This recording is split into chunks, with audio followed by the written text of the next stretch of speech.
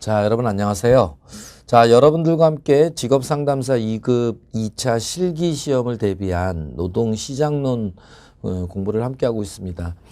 중요한 이론들을 정리를 잘 좀 하시면 의외로 이해를 좀 잘 하시면 암기하시는 것보다는 훨씬 공부하시기가 좀 편할 거예요. 노동시장론은.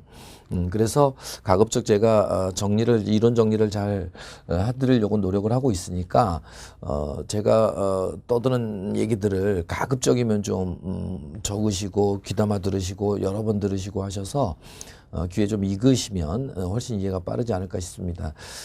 제일 나쁜 게 난 무슨 말인지 모르겠어. 나는 그냥 외울래. 이런 생각만 안 하시면 돼요. 외우는 거는 안 돼요. 외우는 거는 기억에서 또 오래 머물지 않을 뿐만 아니라 이해한 상태에서 외운 것이 아니라면 언제든지 이것은 뒤죽박죽 되거나 또는 출력이 안 될 수 있어요. 그래서 공부를 했더라도 이것이 내 것이 되지 않을 수 있으니까 가급적 재밌습니다. 차근차근히 공부를 하시면. 그래서 지난 시간에 저희가 여러분들 노동공급 이론을 다 마무리를 지었죠. 그래서 거시적 측면과 미시적 측면에서의 노동공급 이론의 측면을 봤습니다. 중요한 내용들이었으니까 아마 이 2차 시험을 대비한 노동시장론 전체에서 제일 출제 비중도 높을 뿐만 아니라 제일 어려운 부분일 거예요. 그래서 노동공급 이론이 다 끝났고, 자, 그러면 이제 우리가 노동공급과 관련해서는 이제 이러한 미시적 측면에서의 세 가지 율 구하는 공식 이해해서 이걸 가지고 율을 구할 수 있으면 됩니다. 경제활동 참가율, 실업률, 고용률, 계산 공식, 개념 이해했고요. 두 번째로는 미시적 측면에서 후반굴절형 노동공급 곡선 집중적으로 공부했죠. 그래서 소득 여가 선택 모형, 특히 소득 효과와 대체 효과를 가지고 노동공급과 관련해서 개인은 어떤 결정을 내릴지를 두 가지로 나눠서 봤었죠. 근로소득, 임금 인상 같은 근로소득 증가의 경우와 그다음에 상속, 유증, 복권 당첨 같은 비근로소득 증가의 경우로 나누어서 노동공급과 관련해서 개인은 어떤 결정을 내릴지를 공부를 해봤습니다. 여기까지 공부가 다 끝나고 나면 마지막으로 우리가 좀 공부를 하고 정리를 해야 될 게 노동공급인데 특히 그중에서도 여성의 노동공급과 관련된 내용을 좀 공부를 하셔야 될 거예요. 기혼 여성의 노동공급 결정 요인이죠. 그래서 기혼 여성들이 노동공급으로 나아갈지 말지 이게 이제 거시경제 지표를 가지고 얘기하자면 경제활동 참가율일 거예요. 그래서 기혼 여성의 경제활동 참가율에 영향을 미치는 요인들은 무엇이 있을까? 그 다음에 이 요인들은 기혼 여성의 경제활동 참가율에 어떻게 영향을 미칠까? 어떤 상관관계가 있을까? 이거 공부하는 거죠. 그래서 여러분들은 요인만 잘 이해하시고 외우시면 돼요. 그러면 상관관계, 화살표의 관계는 아무것도 아니잖아요. 그죠? 자, 그래서 출제가 될 때도 이것은 노동공급 결정 요인을, 그러니까 기혼 여성의 경제활동 참가율에 영향을 미치는 요인을 몇 가지 쓰고 설명해봐라. 그러면 요인 써주고 상관관계 설명할 수 있으면 되고요. 그 다음에 우리나라의 실태로 봤더니 우리나라는 현재 OECD 다른 나라들에 비하면 기혼 여성들의 경제활동 참가율이나 내지는 노동공급이 낮다는 거죠. 낮아요. 그래서 우리나라의 기혼 여성의 경제활동 참가율이 낮은 실태를 가지고 왜 낮을까? 낮은 이유는 무엇일까? 이거를 알고 있는지를 한번 써봐라 하는 문제가 출제가 되는 거죠. 왜냐하면 우리나라의 기혼 여성들의 경제활동 참가율이 낮다는 실태가 있다면 이걸 올려야 될 거 아닙니까? 올리려면 왜 낮은지 원인을 알아야죠. 그래서 기혼 여성의 경제활동 참가율이 낮은 원인을 분석해서 이 원인을 제거시켜주는 정책이 실시된다면 OECD 다른 나라들만큼 기혼 여성의 경제활동 참가율이 증가하게 될 거 아닙니까? 그래서 원인을 알면 대책을 우리가 얘기할 수 있기 때문에 이렇게 원인을 많이 물어보죠. 그래서 실태적으로 기혼 여성의 경제활동 참가율이 낮은 이유를 몇 가지 써봐라. 이런 문제들을 또 출제를 하는 것이죠. 그래서 우리가 여기서 정리할 것은 첫째, 기혼 여성의 경제활동 참가율에 영향을 미치는 결정 요인. 한 대여섯 가지 정도 볼 거고요. 그 다음에 이것들이 기혼 여성의 경제활동 참가율에 어떻게 영향을 미치는지 상관관계까지 확인하시면 된다. 그럼 주로 기혼 여성이니까 뭐겠습니까? 결정 요인에 영향을 미치는 요인들은 육아 부담이나 가사 노동 부담과 관련이 있다는 것을 우리는 알 수 있어요. 또는 그 전까지 있었던 남녀의 고용에 있어서의 차별 이런 것들이죠. 그래서 그 차별을 없애기 위해서 남녀 고용 평등과 일 가정 양립 지원에 관한 법률이 만들어지고 만들어진 이후에 이것이 확대 강화 실시가 되고 있는 겁니다. 그래서 남녀의 고용 차별 없애주고요. 그 다음에 일을 하는 엄마들이 육아나 이런 부분들 때문에 일을 하지 못하는 이런 일은 없어야 되겠다. 그러려면 일과 가정을 양립할 수 있도록 해줘야 되겠다. 그래서 육아 부담을 덜어주는 지원들 이게 일가정 양립 지원에 관한 법률이 추가된 이유죠. 그 다음에 또 하나가 어쨌건 우리나라는 어쨌거나 맞벌이를 하더라도 여성들이 가사 노동의 많은 부분을 차지하고 있지 않습니까? 그러다 보니까 결국 일을 나갈 엄두가 나지 않거나 또는 가사 노동을 하면서 일을 하다 보니까 결국은 힘들어서 둘 중에 하나를 선택할 수밖에 없는 이런 결과로 나오니까 이런 가사 노동 부담을 덜어주는 이런 정책들이 나온다면 그러면 기혼 여성의 경제활동 참가율을 좀 증가시킬 수 있지 않을까 이런 거죠. 그래서 그 원인들은 어렵지 않게 여러분들이 보실 수 있을 거예요. 이해를 하시면서 차근차근히 보면 자 그러면 기혼 여성의 경제활동 참가율 우리가 머릿속에는 이제 이거 요인은 머릿속에 좀 떠올릴 수 있어야 되니까 기혼 여성의 특히 이제 우리나라에서 오늘날 문제가 되고 있는 게 주로 기혼 여성들이 다시 일을 하게 되는 경력 단절 여성들이 많잖아요. 그래서 기혼 여성의 경제활동 참가율입니다.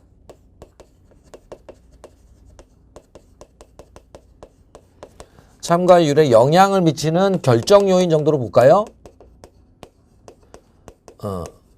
영향을 미치는 요인들이에요. 1번 타자는 뭐 항상 노동 공급이든 노동 수요든 임금이죠. 시장 임금? 뭐 이렇게 얘기하셔도 될 것 같은데. 그죠? 의중 임금하고는 좀 다르죠. 그죠? 의중 임금은 내가 일을 하면 받아야겠다고 생각하는 최저 한도의 임금 수준, 희망 임금 같은 개념이고요. 그래서 사실은 임금을 얘기할 때는 시장 임금과 의중 임금으로 좀 나누어서 보실 필요도 있긴 해요. 둘을 나눠서 봐도 되고 그냥 임금 안에서 같이 얘기해도 됩니다. 그럼 시장 임금은 이건 우리가 정보론에서 공부한 것으로 따지면 제시임금 같은 거죠. 내가 실제 일을 하면 시장에서 받을 수 있는 임금. 왜? 사용자가 주겠다는 임금이니까. 그래서 사용자 즉 구인자가 구인 신청 시에 우리 회사에 오시면 이 정도 임금 우리가 줄 수 있습니다라고 하는 제시하는 임금이잖아요. 시장 임금이죠. 의중 임금은 내가 일을 하면 받아야겠다고 생각하는 최저한도 임금 수준. 구직 신청 시에. 자, 그러면 여러분들 생각해 보세요. 내가 일을 하면 받을 수 있는 시장 임금. 요 시장 임금 수준이 높아지면 높아질수록 기혼 여성의 경제활동 참가율은 어떻게 될 것 같아요? 경제활동 참가율은 증가하죠. 상관관계가. 그죠? 여러분들이 집에서 살림만 하고 계시다가 애들이 많이 컸어요. 그래서 아이들이 크고 이제 여가 시간도 좀 늘어나니까 내가 일을 좀 해야 되겠다. 나가서 일을 하는데 받는 월급이 한 달 열심히 일하면 받는 돈이 여러분들 한 70만 원 된다고 생각해 보세요. 한 달 열심히 일하고 70만 원. 나와서 일하겠습니까? 일을 하기 위해서 내가 포기해야 될 것들이나 지불해야 될 비용이 더 크게 나오겠죠. 그죠? 근데 만일에 여러분들이 일을 하면 받을 수 있는 돈이 한 200만 원이면 나오겠죠. 그죠? 500만 원을 받을 수 있다면 여러분들 나오겠어요? 안 나오겠어요? 나오다 뿐입니까? 그죠? 아이들이 반대하면 남편이 반대하면 남편을 들어 앉히고라도 나와야 되지 않겠어요? 보세요. 내가 일을 하면 받을 수 있는 임금 수준이 높아지면 높아질수록 경제활동 참가율, 노동 공급은 증가합니다. 당연한 얘기죠. 그래서 첫 번째는 좀 이거. 그러니까 오늘날 기혼 여성을 일을 하러 나오게 하는데 가장 중요한 정책적 대안 중에 하나가 뭐예요? 그들이 일을 하면 받을 수 있는 임금 수준을 올려주면 됩니다. 근데 이거 쉽지 않잖아요. 그죠? 기업이나 자영업자들에게 부담이 되니까. 지금 최저임금 조금 올라가는 것 같고도 지금 나라가 망한다고 얘기하는데. 그죠? 그리고 우리나라 안 망하잖아요, 지금. 다 여러분들 자신들의 이익을 위해서 그렇게 떠드는 거죠. 실제로 기업들에게 부담이 될 뿐이지만 기혼 여성의 임금을 올려주면 많은 여성들이 나와서 일을 합니다. 근데 임금은 안 올려주면서 이 기혼 여성들을 나오게 하려니까 이제 정책적으로 복잡한 거죠. 사용자들의 반대가 너무 커서 그럴 건데 그러나 이것도 좀 거시적으로 보면 사용자에게 부담이 되지만 그 사용자에게 임금 부담을 상쇄시키는 이익이 또 있어요. 왜냐하면 기혼 여성이나 이런 노동자들이 일을 할 때 받는 임금 수준이 올라가면 그 임금은요, 가계소득으로 들어와서는 결국 소비 지출로 나갑니다. 그러니까 결국 기업이나 사용자들이 생산, 제공하는 제품이나 또는 서비스를 구매하는데 그 돈을 쓰거든요. 그래서 국가 경제가 선순환으로 갑니다. 소비가 진작되면서 결국은 그 손으로 외식할 거고요, 옷 사 입을 거고요, 학원 등록할 거고요. 이렇게 되면 결국은 옷가게, 그죠? 또 외식가게, 음식점 이런 데서 소비가 늘어나니까 결국은 고용이 늘어나면서 사장님의 이익이 커지는 거죠. 그래서 선순환으로 가게 하는데 굉장히 큰 도움을 주죠.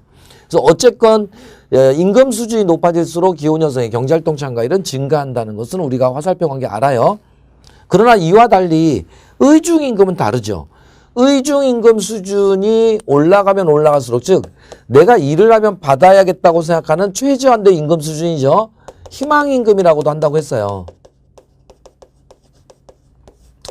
이게 커지면 커질수록 어떤 일이 벌어져요? 의중임금 수준이 높아지면 높아질수록, 내가 사실은 지금 집에서 전업주부로 있다가 나와서 일을 하게 되면 받을 수 있는 시장임금 수준은 200만 원인데 저는 개인적으로 어떻게 생각하는 겁니까?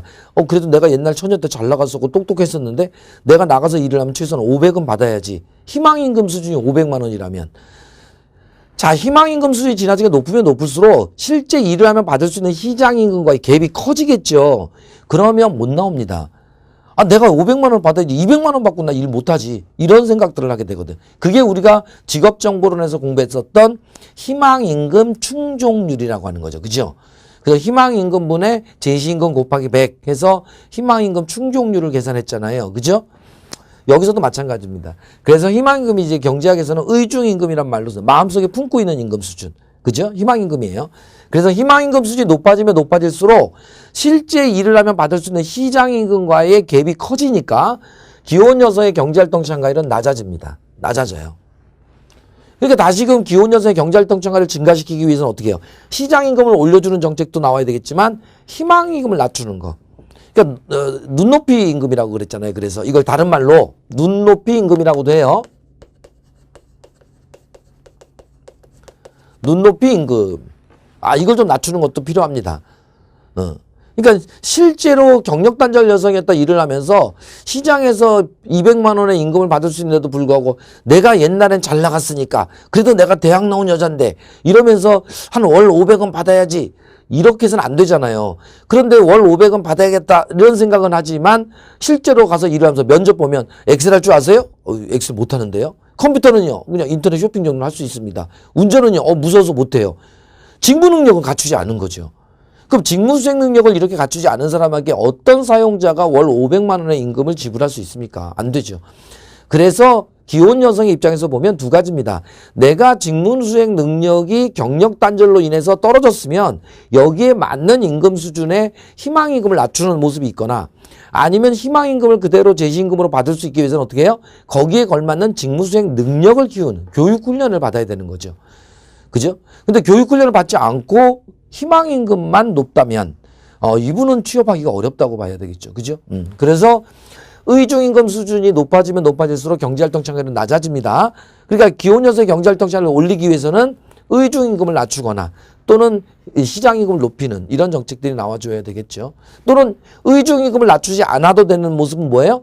이 의중임금 수준만큼의 시장임금을 받을 수 있는 직무수행 능력을 갖추면 돼요. 교육훈련에 대한 투자를 통해서.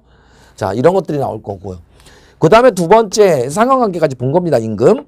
그 다음 두 번째는 여러분들 인적자본 투자 이론이 그대로 들어오죠. 그래서 교육훈련에 대한 투자를 많이 하면 할수록 기혼 여성의 경제활동 참가율이 증가합니다. 증가하죠. 이거는 이제 여러분들 아시다시피 인적자본 투자 이론의 모습이죠. 신자유주의 경제학의 대표 이론이잖아요. 인적자본 투자 이론. 그럼 이 사람들은 뭐라고 주장하는 겁니까? 인적자본에 대한 투자라는 말이에요. 인적자본에 대한 투자를 많이 할수록 이런 뜻이거든요. 자, 볼까요? 인적자본에 대한 투자가 이 사람들의 이론이에요. 커지면 커질수록 이거 1차에서 우리가 공부했습니다. 개념만 우리가 볼게요. 인적자본 투자가 늘어나면 늘어날수록 그 노동자의 노동 생산성이 높아진다는 거죠. 그럼 노동자의 노동 생산성이 높아지면요. 사용자들은 노동을 생산 요소로 구매하는 것이기 때문에 이 노동이 나에게 보여주는 생산성의 크기만큼 가격을 지불해요. 그러니까 당연히 사용자는 임금을 결정할 때 생산성에 따라서 임금을 결정하고자 하죠. 그러니까 생산성이 높아지면 당연히 높은 임금을 받을 수 있겠죠. 이렇게 되는 거죠. 그럼 높은 임금을 받으면 시장 임금수준이 높아질수록 높은 임금을 받을수록 경제활동 참가율은 증가하죠. 그러니까 노동 공급이 증가하겠죠. 이런 이론이에요. 그래서 인적 자본 투자를 많이 할수록 생산성이 높아져서 높은 임금을 받을 수 있다는 이론이 인적 자본 투자 이론이고, 그럼 이때 인적 자본 투자의 대표적인 모습은 뭐였었죠? 세 가지 있었죠? 첫째가 교육 훈련에 대한 투자를 하는 거예요. 여기에 대한 투자를 하는 겁니다. 두 번째가 건강 증진에 대한 투자를 하는 거죠. 아무리 내가 그 교육 훈련을 많이 받아서 일을 잘하더라도 하루 출근해서 일하고 나면 이틀 집에서 쉬어야 되는 저질 체력이면요.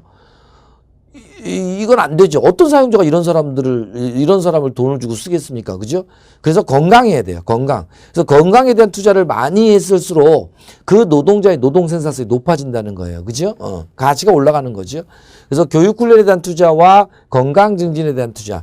그다음에 세 번째 하나 더가 정보 수집 능력에 대한 투자죠. 정보 수집 능력. 오늘날 정보화 사회에서 정보를 많이 가지고 있을수록 그 노동자는 생산성이 높아진다 이렇게 얘기합니다. 인적 자본량의 크기가 커져서 생산성이 높아진다 이렇게 얘기하거든요. 그래서 정보 수집 능력에 대한 투자를 해야 돼요. 요 세 가지가 인적 자본 투자의 대상이에요. 도대체 인적 자본 투자는 어디다 하는 거냐? 여기다 하는 거다. 교육 훈련에 투자를 하고요. 건강 증진에 투자를 하고요. 노동시장의 정보 수집 능력에 대한 투자. 이런 걸 많이 하면 많이 할수록 그 노동자의 노동 생산성 높아져서 높은 임금을 받게 될 거고, 높은 임금을 받을 수 있다면 당연히 많이 나오겠죠. 노동시장에. 경제활동 참가율이 증가한다 이 말이에요. 그래서 이러한 인적자본 투자 이론에 따르면 교육훈련을 많이 받았을수록 생산성이 높아져서 높은 임금을 받을 수 있으니까 경제활동 참가율이 증가한다. 그래서 오늘날 특히 기혼 여성 중에서도 경력 단절 여성들이에요. 왜냐하면 과거에는 굉장히 똑똑하고 일도 잘하고 이랬던 분들이 십수년간의 육아 문제, 육아 부담에 시달리면서 전업주부로 있다가 경력 단절을 띄고 다시 나오려고 한단 말이에요. 그럼 나오려고 했을 때는 이미 뭐예요? 과거의 내가 아닌 거죠.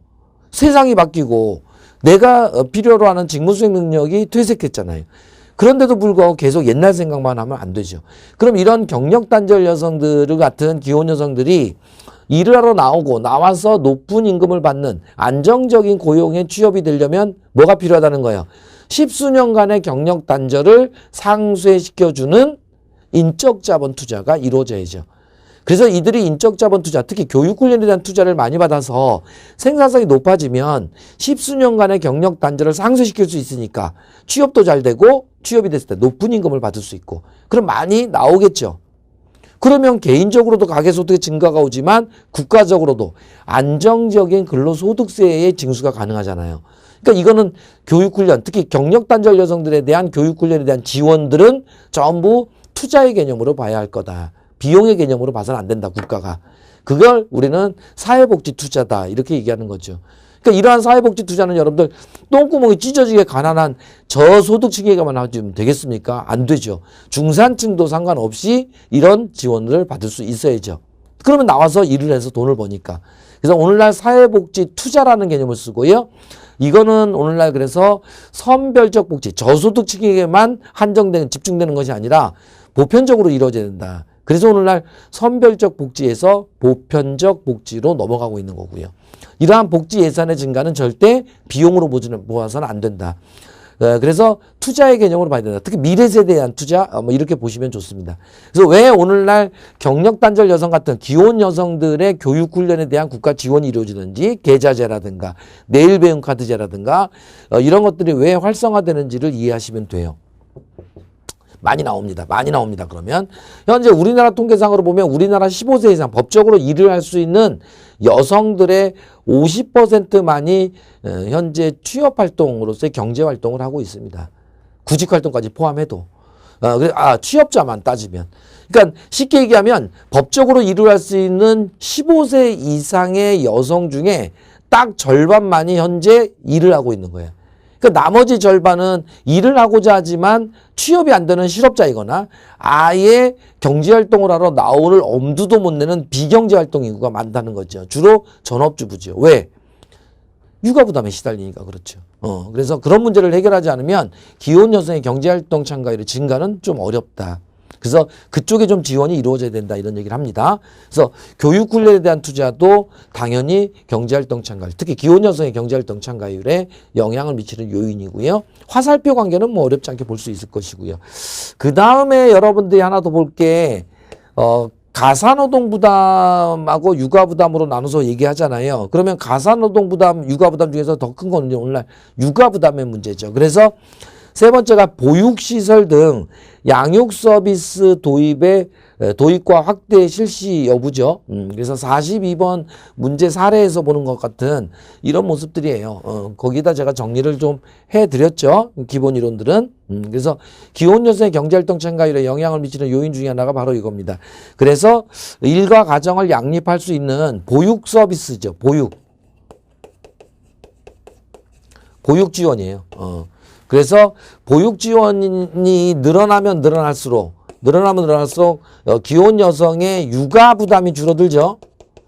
육아 부담이 줄어들게 되면 당연히 여가 시간이 늘어나게 되고 그러면 경제활동 참가율은 증가하게 될 겁니다. 일을 할 수 있죠. 이제. 그래서 육아 부담을 줄여주기 위해서 이렇듯 어린아이를 키우기 위해서 엄마가 꼭 옆에서 같이 있어주는 게 아니라 뭐 공공 어린이집을 많이 짓는다든가 지역에 그래서 거기다 안전하게 맡겨놓고 그리고 엄마들은 일을 하러 나간다거나 또는 공공 어린이집에 건립이 쉽지 않을 때면 이건 뭐 여러분들 정부가 이때까지 예산을 투자하지 않는다고 생각을 하고 있었는데 알고 봤더니 민간 유치원이나 어린이집들이 막 공공어린이집 들어오는 걸 엄청나게 반대하고 한다며요. 그 압력단체로서. 그래서 유치원 3법 지금 통과되고 막 했던 것들이 다 그런 것들 때문 아니에요. 어쨌거나 아무튼 그래서 공공어린이집을 짓는 게 제일 좋은데 이것들이 여러 가지 문제로 인해서 제대로 안 되면 민간 어린이집에 아이를 맡겼더라도 거기에 들어가는 비용을 일부를 국가가 지원을 해주면 그러면 육아 부담이 줄어들잖아요. 그러면 엄마들이 나와서 일을 할 수 있다는 거죠. 그래서 그 노동배 지원을 이제 민간 어린이집이 어떻게 쓸 거냐 이거에 관한 문제가 지금 요즘 문제가 되고 있는 유치원 3법에서의 문제예요. 국가 지원을 받으면 대신에 깨끗하게 공정하게 그것을 사용하라는 거죠. 그래서 이런 것들이 오늘날 확대되는 이유가 그겁니다. 그 다음에 이제 사회적 인식 같은 것들은 이제 일반적인 얘기인데 이건 뭐냐면 아무리 기혼 여성들이 교육 훈련을 통해서 일할 준비가 돼 있고 그 다음에 이런 보육 지원 같은 것들이 이루어져서 육아 부담이 줄어들더라도 실제로 내가 일을 할 준비도 돼 있고 일할 의지도 있고 능력도 있어도 사장님들이 기혼 여성들을 안 뽑아주면 채용을 하지 않으면 경제활동 참가율이 늘어나기 어렵겠죠. 그 이유 중에 하나가 여러 가지가 있어요. 그래서 아줌마들이 집에서 애나 보지 왜 나와서 일을 한다는 거야? 뭐 이런 생각을 가지고 있는 사장님이 있다면 그 사업장에는 기혼 여성 채용 잘 안 할 거 아니에요. 그래서 기혼 여성의 경제활동 참가율에 영향을 미치는 요인 중에 굉장히 중요한 거지만 이게 기혼 여성도 일을 할 수 있고 또 일을 하여야 한다는 이런 적극적인 사회적 인식 이런 것들이 좀 확산될 필요가 있다. 그래서 기혼 여성의 경제활동 참가를 긍정적으로 보는 또는 긍정적으로 여기는 사회적 인식이 넓어지고 강화되면 강화될수록 기혼 여성이 부담 없이 나와서 일을 할 수 있죠. 그러나 기혼 여성의 경제활동 참가율을 굉장히 부정적으로 보는 사회적 인식이 많다면 뭐 나오기가 쉽지가 않겠죠. 어디 여자가 나와서 일을 해? 집에서 살림이나 하지. 뭐 이러면 어떤 용감한 여성이 나와서 일을 하겠습니까? 그죠? 그래서 기혼 여성의 경제활동 참가를 긍정적으로 여기는 사회적 인식이 높아질수록 확대될수록 기혼 여성의 경제활동 참가율이 증가한다. 반대로 기혼 여성의 경제활동 참가율을 부정적으로 인식하는 이런 사회적 인식이 커지면 기혼 여성의 경제활동 참가율은 좀 낮아지겠죠. 이런 것들이 있고 그 다음에 또 하나 중요한 게 뭐가 있냐면 배우자의 문제죠. 기혼 여성이다 보니까 그래요. 그죠? 기혼 여성의 경우는 배우자의 경제활동 여부죠. 배우자가 일을 하느냐 일을 하지 않고 있느냐 경제활동 여부나 또는 경제활동할 때의 배우자의 소득 이 높으냐 낮으냐 이거 굉장히 중요합니다. 그러니까 우리나라 같은 경우에서도 배우자가 만일에 지금 현재 일을 못 하고 있어요. 뭐 일을 하다 다쳐서 집에서 쉬고 있거나 요양을 하고 있거나 이러면 부인들이 나와서 일을 많이 하죠. 그죠? 우리나라는 그래서 우리가 앞에서 공부했습니다만 부가 노동자 효과가 굉장히 크게 나타납니다. 여성들에게. 그래서 남편이 일을 하지 않거나 또는 일을 하더라도 얻는 가계소득이 낮으면 부족한 가계소득의 보충을 위해서 기혼 여성들이 적극적으로 나와서 일을 합니다. 그래서 경제활동 참가를 증가시키죠. 그래서 배우자가 일을 하지 않고 경제활동을 하지 않고 있거나 경제활동을 하더라도 임금이 낮은 경우, 소득이 낮은 경우에는 기혼 여성의 경제활동 참가율이 증가한다. 이렇게 보시면 되겠고요. 그러니까 반대로 배우자가 경제활동을 하고 연봉이 뭐 한 2억, 1억, 2억 되면 부인들이 나와서 굳이 일하겠습니까? 그죠? 물론 나와서 일하는 사람도 있지만 일반적으로 보면 아무래도 낮을 것이다. 그죠? 그 다음에 이제 육아 부담의 또 하나 대표적인 모습이 육아 부담에서 제일 중요한 것 중에 하나인데 자녀의 자녀. 그래서 뭐 예를 들면 자녀의 수라든가 그럼 여러분들 자녀의 수가 많으면 많을수록 기혼 여성의 경제활동 참가율은 낮아지겠죠. 왜? 육아 부담이 커지니까. 그러니까 기혼 여성의 경제활동 참가율은 낮아집니다. 그죠? 수가 많을수록. 그러니까 오늘날 출산율이 왜 낮아지고 있느냐? 아이를 낳아서 키우는데 들어가는 양육 비용도 많이 들어가지만 자녀의 수가 많아질수록 기혼 여성이 일하기가 너무 어렵거든요. 그러니까 이를 위해서는 출산을 줄이는 거죠. 두 번째로는 자녀의 연령도 중요하죠. 수뿐만 아니라. 자녀의 연령이 낮을수록 아무래도 엄마의 손을 더 많이 필요로 하니까 육아 부담이 커지는 거죠. 이해되시죠? 그래서 자녀의 수가 많을수록 또는 자녀의 연령이 낮을수록 기혼 여성의 육아 부담이 커져요. 육아 부담이 늘어납니다. 그렇게 되면 기혼 여성의 경제활동 참가율은 아무래도 낮아질 수밖에 없죠. 왜? 여가 시간이 줄어드니까. 그죠? 그래서 자녀의 수와 연령도 육아 부담의 문제로 우리가 이해하시면 충분히 할 수 있을 것이고요. 그 다음에 이제 가사노동 부담과 관련된 게 가계 생산 기술의 발달이죠. 가계 생산 기술의 발달이나 또는 발달됐더라도 이것이 보급이 제대로 안 된다면 혜택을 받기 어려우니까 발달과 보급의 확대예요.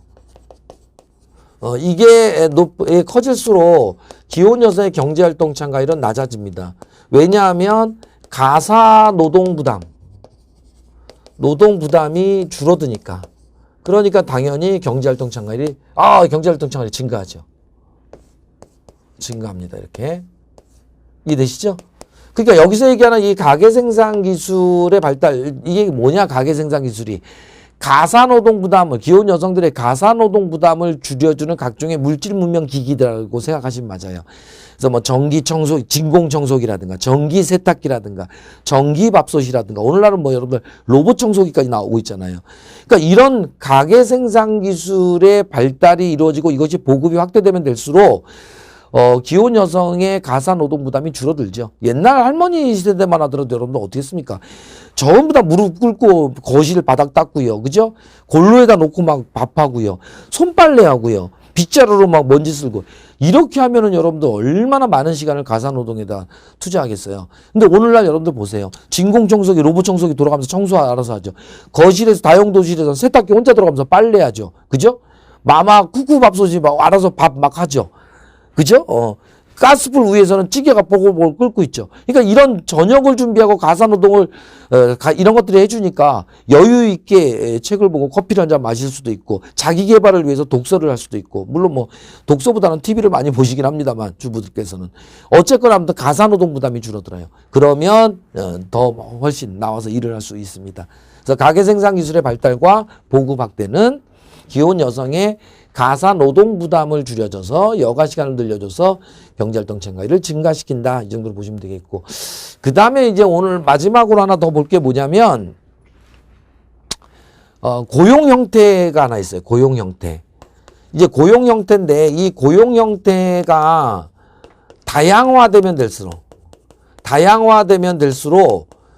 사실, 이게 결국은 뭐냐면, 비정규직의 확대예요. 정규직 일변도에서 비정규직의 확대. 예를 들면 뭐 파트타임이라든가 파트타임. 이거 이제 우리가 노동법에서는 우리가 단시간 근로 이렇게 얘기하죠. 단시간 근로자. 그죠? 이런 파트타임 등 고용 형태가 다양화되면 될수록 사실은 비정규직이 확대될수록 노동자 전체에게는 사실은 불행이긴 하지만 기혼 여성들에게는 새로운 취업의 기회가 되기도 합니다. 선택의 폭이 많아지잖아요. 그러니까 기혼 여성들은 일을 하더라도 사실은 풀타임 근로자처럼 일을 하기 좀 어렵지 않아요. 그러니까 파트타임 일을 많이 할 건데 이런 일자리가 늘어날수록 기혼 여성의 경제활동 참가율은 증가하겠죠. 고용 형태의 다양화, 비정규직의 확대. 이것이 대변될수록 기혼 여성의 경제활동 참가율은 증가한다. 그래서 요인을 공부하시면 요인만 출력을 해내시면 돼요. 그러면 상관관계는 여러분들 어렵진 않습니다. 예, 어렵진 않으니까 이렇게 정리를 좀 해주시면. 그래서 요거는 1차 시험에도 많이 나오지만 2차 시험에서도 굉장히 출제 빈도가 높습니다. 어려워서가 아니라 중요하기 때문이에요. 그래서 그 원인을 제거시켜주는 노동 정책들이 좀 활성화되고 확대되면 될수록 오늘날 기혼 여성의 경제활동 참가가 좀 늘어나지 않을까 싶습니다. 자, 그래서 지금 우리가 정리한 이 이론들이 저희 교재 사례 문제로 보시면 42번, 42-1번, 그 다음에 43번, 43-1번 문제가 다 이런 내용들이다 하는 거 확인하시고요. 이거는 여러분들 머릿속에 정리가 좀 될 겁니다. 자, 이렇게 해서 여러분들 나머지는 이제 읽어보시면 되는 내용들이 여러분들이 정리를 제가 잘 해놨으니까 핵심적으로 여러분들이 정리하고 기억해야 될 내용들은 바로 요겁니다. 그래서 기혼 여성의 경제활동 참가에 영향을 미치는 요인 최대한 6가지 정도, 7가지 정도 가져가시고 이들이 기혼 여성의 경제활동 참가율에 미치는 효과, 영향이 어떤 관계, 상관관계가 어떻게 되는지 정도는 이해를 좀 해주시는 게 중요하지 않나 싶습니다. 자, 여기까지 보는 거로 할게요. 자, 이렇게 하면 노동공급이론까지가 다 끝났고요. 다음 시간에 우리가 제3절 노동시장의 균형 쪽을 함께 정리하도록 하겠습니다. 수고 많이 하셨어요. 감사합니다.